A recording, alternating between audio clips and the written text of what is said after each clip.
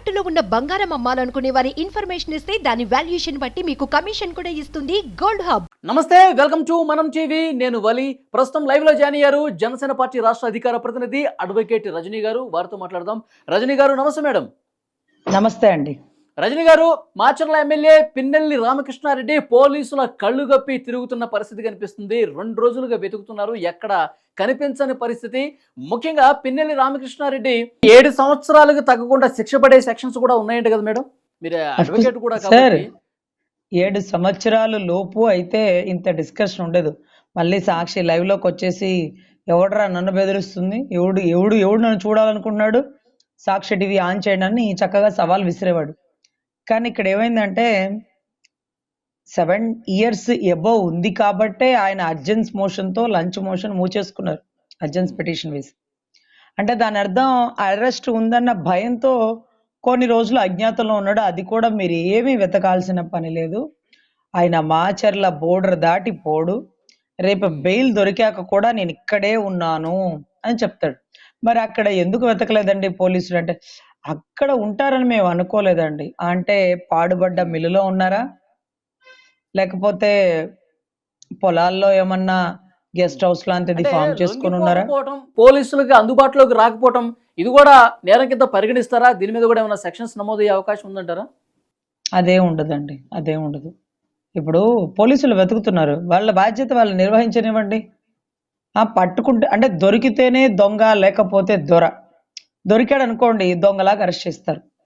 Late అయిందనుకోండి bail వచ్చేస్తుంది. ఇదిగో బెయిల్ ఇప్పుడు రెండరా చెప్తాండి, ఎవడురా వాడు, ఆ రోజు ఏం జరిగిందో తెలుసా అంటూ సాక్షిలో ఒక ప్రెస్ మీట్, ఒక కథను ఆయన ఇంటికి వెళ్ళి సాక్షి వాళ్ళు ఇంటర్వ్యూ చేస్తారండి.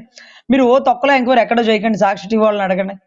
సార్ మీరు ఆ రోజు కెమెరా పెట్టినప్పుడు వాళ్ళ ఇంటి దగ్గర ఉన్నారు, ఎక్కడున్నారు, ఈ రోజు కూడా ఎక్కడెక్కడ ఉన్నారు, ఈ రోజు కూడా సాక్షి వాళ్ళ ఎడిటోరియల్లో లేకపోతే రిపోర్టర్లో ఫోన్లు చెక్ చేస్తే పిన్నెల్లి గారు ఎక్కడెక్కడ ఉన్నారో మొత్తం లిస్ట్ వచ్చేస్తుంది. అందుకనే పాపం బహుశా ఆయన ఫోను కారు అక్కడ వదిలేసి రూట్ మ్యాప్ మార్చి ఇంకొక దిక్కున వెళ్ళిపోయారట. అలా ఎన్ని దిక్కులకి వెళ్ళిపోయారు? పులివెందల దాకా వెళ్ళిపోయారా? పులివెందల్లో భారతి గారే వీళ్ళందరినీ కాచి కాపాడుతున్నారా? సో ఈ దారుణ మారణ హోమాల్లో ఈ కౌంటింగ్ విధ్వంసం అవ్వాలా? స్ట్రాంగ్ రూమ్ పేరే స్ట్రాంగ్, అంతేకాని లోపల ఏమి స్ట్రాంగ్ గా లేదండి. పాపం లోపల రూట్ మ్యాప్, దారులు కింద నుంచి అండర్ గ్రౌండ్ వేసుకునే దారులు, కిటికీలు కట్ చేసి లోపలికి వచ్చే దారులు, లోపల కెమెరాలు ఉంటాయి. స్ట్రాంగ్ రూమ్ కూడా ధ్వంసం చేసేస్తారా? అలాంటి అనుమానం మీకు ఏమైనా ఉందా? సార్ మరి వాళ్ళు ఓడిపోవడానికి ఒప్పుకోరు సార్, అప్పుడు ఏం చేస్తారు మీరు చెప్పండి? ఎలక్షన్ అయిపోయింది, అర్రే బాబు ఒక 2,000 తీసుకోరా, ఒక 5,000 తీసుకోరా అన్న సరే పోరా అని చెప్పి ఎవడు ఓటేలా అందరూ గుద్దిపడేశారు కూటమికి. ఇప్పుడు ఎట్లా మరి గెలవాలి కదా? గెలవడం అనేది చాలా ఇంపార్టెంట్. ఎందుకంటే అవతల ప్రత్యర్థులు గెలవకపోతే 75 ఏళ్ళు రెస్ట్ తీసుకుంటాడు. 14 సంవత్సరాలు ముఖ్యమంత్రిగా చేసిన అనుభవం ఉంది ఆయనకి. మిగతా ఆయన హరిహర వీరమల్లు సినిమా షూటింగ్ మధ్యలో వచ్చాడు, అది పూర్తి చేస్తాడేమో పాపం, హ్యాపీ. మరి ఎవడికి రా నష్టం? హూ కిల్డ్ బాబాయ్ అంటే మన బాబాయ్ చెప్తారండి. మన బాబాయ్ అబ్బాయి సామెతలాగా ఈరోజు గౌరవ్ జగన్మోహన్ రెడ్డి గారికి ముఖ్యమంత్రి అవ్వడం చాలా ఇంపార్టెంట్. దానికోసం నరమేధం చేస్తారా, మారణ హోమాలు చేస్తారా, స్ట్రాంగ్ రూమ్ ధ్వంసం చేస్తారా? గతంలో హెలికాప్టర్తో విత్తనాలు జల్లి కొండల మీద మొక్కలు మొలిపించారు, నీళ్లు జల్లి కూడా.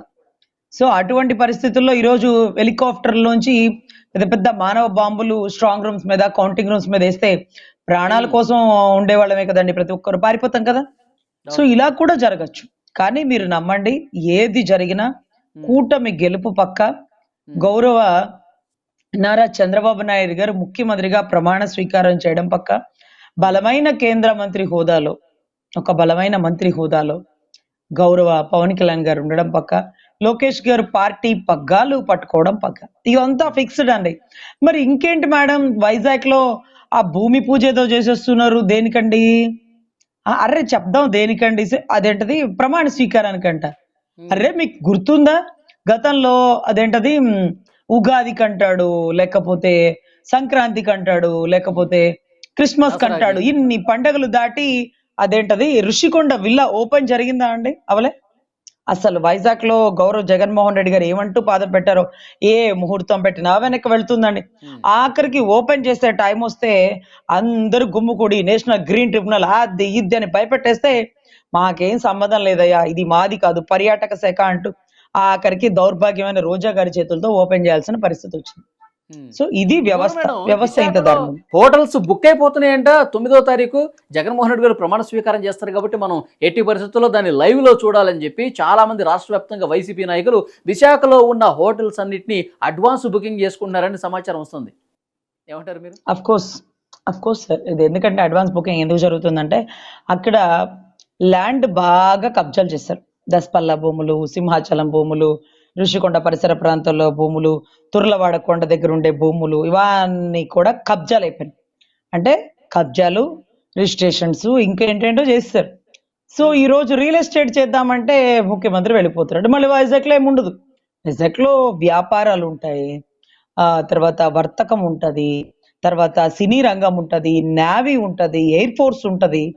కానీ అక్కడ ఇప్పుడు కొత్తగా వచ్చి నివసించేలాగా రియల్ ఎస్టేట్ కాంప్లెక్స్లు, బిల్డింగ్లు ఇవేమి ఇంకా అంటే గౌరవ్ జగన్మోహన్ రెడ్డి గారి అదులో రావు.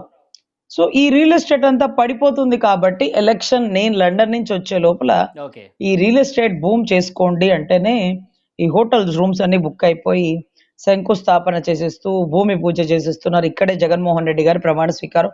అదిగో ఆ కొండ మీద ఇల్లు, ఇదిగో ఇప్పుడైతే గజం 5,000, ఇదిగో రిజల్ట్ వచ్చిందో 50,000 అయిపోతుంది. ఇది చూడు కొండకి ఎంత దగ్గరగానో, ఇక్కడ నుంచి చూడు ముఖ్యమంత్రి గారు అలలలలలల కనబడిపోతారు అంటూ చందమామ కథలు చెప్పేస్తున్నారు. ఇప్పుడు 5,000కే కదా కొంటే ఏమవుతుంది, వస్తే వస్తది లేకపోతే పోతే నష్టమే కదా, కొంతే కదా నష్టం అంటూ చచ్చినోడు పెళ్లికి వచ్చిందే కట్నం అన్నట్టుగా ఈ రియల్ ఎస్టేట్ వాళ్ళు అక్కడే కూర్చొని బేరం పెట్టి వాళ్ళు కబ్జా చేసిన భూములు, ఆక్యుపై చేసిన భూములు, రిజిస్ట్రేషన్ చేసుకున్న భూములు అన్ని అమ్ముకుంటున్నారు. ఈ ఒక్క డీల్ తోనే అంటే సిబిఐ కూడా ఆపలేకపోయింది గౌరవ్ జగన్మోహన్ రెడ్డి గారిని విదేశీ పర్యటన. కానీ వైసీపీ కార్యకర్తలు, రియల్ ఎస్టేట్ వాళ్ళు, వైజాగ్ లో భూములు కొని నష్టపోయిన వాళ్ళందరూ ఆపేసి కేవలం మళ్ళీ మనమే వస్తామన్న ధీమాతో చేసాం. ప్రజల్లో మార్పు వచ్చేసింది సార్. వంశీ పారిపోయాడు, కొడాలని దాక్కున్నాడు, రోజా ఎక్కడెక్కడ వెళ్ళిపోయారు, ఎవరు ఏమి అందరూ గాల్లో కొట్టుకుపోయారు ఫ్యాన్ గాలికి.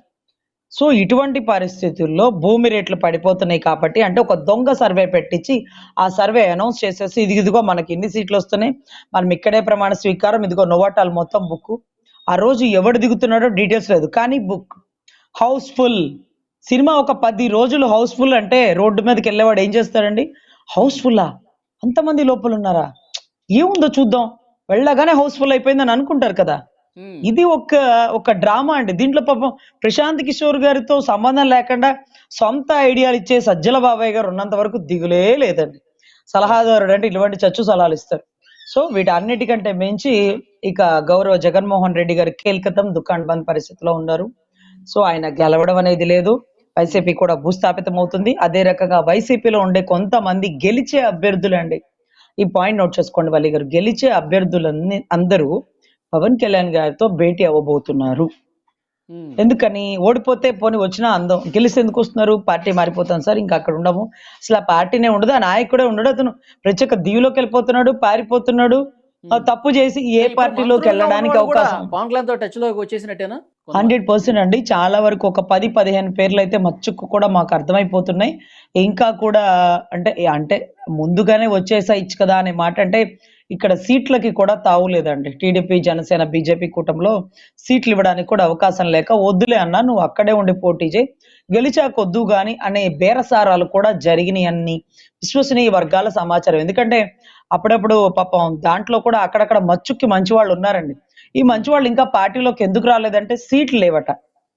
సో మరి ఎట్లా అండి అంటే గెలిచాక వస్తాం, ఆ సీట్ గెలుచుకొని వస్తాం, ఆ సీట్ గెలుచుకొని పవన్ కళ్యాణ్ గారికి గిఫ్ట్ ఇస్తాం, చంద్రబాబు గారికి గిఫ్ట్ ఇస్తాం అంటూ పాపం అక్కడ చాలా మంది అభ్యర్థులు ఎదురు చూస్తున్నారు. ఎనీవే, కూటమి గెలుపు పక్క వైసీపీ అభ్యర్థులందరూ జనసేన, టీడీపీలోకి రాబోతున్నారు.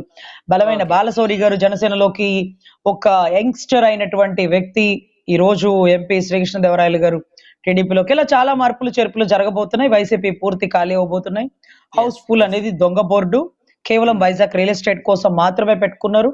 బహుశా జగన్మోహన్ రెడ్డి గారు రాకపోవచ్చు, వల్లభనేని వంశీ గారు అమెరికాలో సెటిల్ అయిపోవడానికి పాగాలు వేస్తారు. కొడాలని గారు ఎక్కడ ఉన్నారో తెలియదు. మేడం, ఇంకో విడుదల విషయం, రజనీ, ఫైనల్గా రోజా. చెప్పండి. పిన్నెల రామకృష్ణారెడ్డి నుంచి మనం కొంచెం డైవర్ట్ అయ్యాం. సో పిన్నెల రామకృష్ణారెడ్డి మీద ఈసీ చాలా తీవ్ర ఆగ్రహం వ్యక్తం చేస్తుంది. అనర్హత వేటు వేయాలి అని చెప్పి చాలా మంది డిమాండ్ కూడా వినిపిస్తున్నారు. కొన్ని వినతి పత్రాలు ఎలక్షన్ కమిషన్ కూడా పంపించిన పరిస్థితుంది. అనర్హత వేటు వేసే పరిస్థితి ఉందా మాచర్లలో? సార్, ఈసీ మంచిదో చెడ్డదో నాకు తెలియదు సార్. ఈరోజు సీసీ కెమెరాలు లేకపోతే ఒక మనిషిని గుర్తుపట్టలేని పరిస్థితి అయితే లేదు సార్.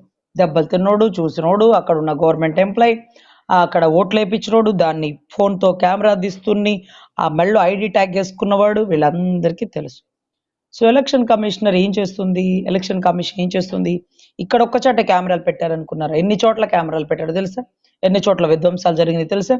ఎన్ని చోట్ల ఈవీఎంలో ట్యాంపరింగ్ జరిగినాయి తెలుసా? ఏ ఒక్క కెమెరాను తీసి చూపిస్తున్నారా? ఇంకా టైం పడుతుందేమో. సిట్ వేసాం కదా, వస్తాయండి, మీరు ఎందుకు అలా కంగారు పడతారు, పబ్లిక్ని ఎందుకు అలా డైవర్ట్ చేస్తారు? అవునా, మాకు తెలియదు. మరి పబ్లిక్ని డైవర్ట్ చేయడానికి ఇవాళ ఇన్సిడెంట్ జరిగితే, ఇవాళ తలకాయ పగిలితే, ఇవాళ కుట్లు వేయించుకుంటే, ఇవాళ ఈవీఎం మిషన్ పగిలిపోతే మీకు ఇన్ని రోజులకి విషయం బయటకు వచ్చిందా? గుర్తు తెలియని వ్యక్తులు అని చెప్తున్నారా? ఇంకేం పట్టుకుంటారు? మా పోలీసులే బెటర్. కనీసం మీరే పెద్ద ఎలక్షన్ కమిషనర్ చెప్పిన పోలీసులు అంటూ ఇంకోటి వాళ్ళ మీద భయంతో పనిచేస్తున్నారేమో అనుకుంటే అది లేదండి. వీళ్ళు ఇప్పటికీ ఎస్పీ ఈ రోజు ఒక సిఎస్ఓ ఎలక్షన్ కమిషనర్ చెప్పింది విందాం అనుకున్నా కిందున్న వర్గం అంతా చిల్లరికి అమ్ముడిపోయారు. సో ఇవాళ పాప ఎస్పీ ఏం చేస్తాడు? సావధాన్ అనగానే అందరూ సావధాన్ అయితేనే కదా అతను చేసేది.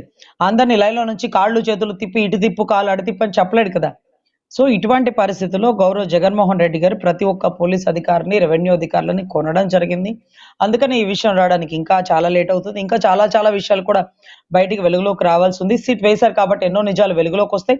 పిన్నెల్లి గారిని పట్టుకుంటారా లేదా? పిన్నెల్లి గారికి బెయిల్ వచ్చాక మీరేవి పట్టుకోనక్కర్లా. వీడు మగడ్రా బుజ్జి అన్నట్టుగా ఆయనే సాక్షి టీవీలోకి వచ్చేస్తాడు. ఇప్పుడు చెప్పండిరా, ఏంటి ఈవీఎం మిషన్ పగలకొట్టానా? ఈవీఎంలోకి నల్ల తాచు చిన్న పిల్ల పోతే దాన్ని కాపాడాను. ఈరోజు పగలు కొట్టాను, ఈవీఎంలోంచి పాము వెళ్ళిపోయింది, కానీ మీకు కనపట్లే. అక్కడ అసలు నేను లేను. గ్రాఫిక్స్ ఇవన్నీ కూడా సాక్షిలో చెప్తాడు. బెయిల్ రానివ్వండి, మరుక్షణం సాక్షి టీవీ లైవ్ లో మీరు చూడకపోతే అప్పుడనండి. బెదిరిస్తే భయపడిపోదానికి అది అక్కడ అల్లటప్ప కాదండి, పల్నాడు గడ్డ. సీరియస్నెస్ ఉండదంటారా? ఆయన ముఖేష్ కుమార్ మీనా చెప్పారు చాలా సీరియస్ గా ఉంది, చాలా సీరియస్ సెక్షన్స్ పెట్టామని. నేనే చంపి డోర్ డెలివరీ చేశానన్నా అనంత బాబు మళ్ళీ రాజకీయాల్లోనే ఉన్నాడు. పోయి ఈవీఎం మిషన్స్ బద్దలు కొట్టాము అంటే గవర్నమెంట్ ఆస్తి కదా, ఎంత అవుతుందో చెప్పండి. అంతకు 2 నింతలు పడేస్తాను. ఆ టైంలో బీపీ బిళ్ళ వేసుకోలేదు, కోపం వచ్చింది. అరే తడి రోడ్డు మీద ప్రభుత్వ కార్యాలయం ధ్వంసం చేసినోడికే దిక్కు లేదు సార్. సో ఈవీఎం మిషన్ బద్దలు కొట్టిన వాడికి శిక్ష పడుతుందా? అనర్హత వేటు వేస్తారా? ఎలక్షన్ కమిషన్ ట్రాన్స్పరెంట్ గా పనిచేస్తుందా చూడాలా. మరి అది ఎంతవరకు నిజమో, అసలు అనర్హత వేటు అనేది ఉందా లేదా, ఇది చిన్న విషయాలు అంటారా, లేకపోతే దీన్ని కన్సిడర్ చేయరా, ఆ స్క్రీన్ లో ఆయన లేరంటారా? ఏమో, ఏమైనా జరగవచ్చు, గుర్రం కూడా ఎగరవచ్చు సార్. చూద్దాం madam. Thank you very much Rajani garu. నమస్తే.